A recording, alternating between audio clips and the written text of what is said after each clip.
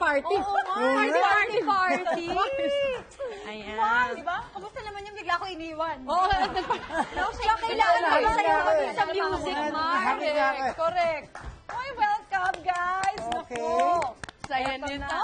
Kayo ang rest back namin na para mahulaan natin lahat itong ating masyado.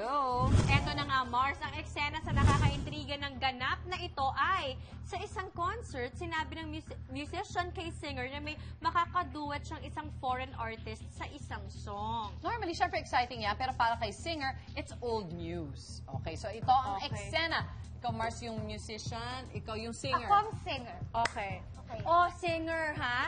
Eto na. Sa next song na to, makakasama mo si foreign artist. Okay? Ayos to. Okay to. Ay, nako, alam mo, Mars, dati kasi, nakasama ko na yung foreign artist na yan. This time, pwede bang ako na lang?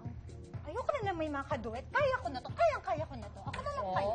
Taray! Ayaw Kaya na na. magkaduet. Talaga lang Sino ba yung yan? boses Sino ba yan? lalaki. Kaya mo rin, eh. Ito ang ating mga clues para malaman kung sino ang singer na yan. Eto na. Kay Belle, Bell, Beans, Piggy, Alcansya, ay, Ah, Belle. Piggy Bank. Piggy Bank. Sino eh? Oh! Oh! Tama ba yun? Ah. Oh!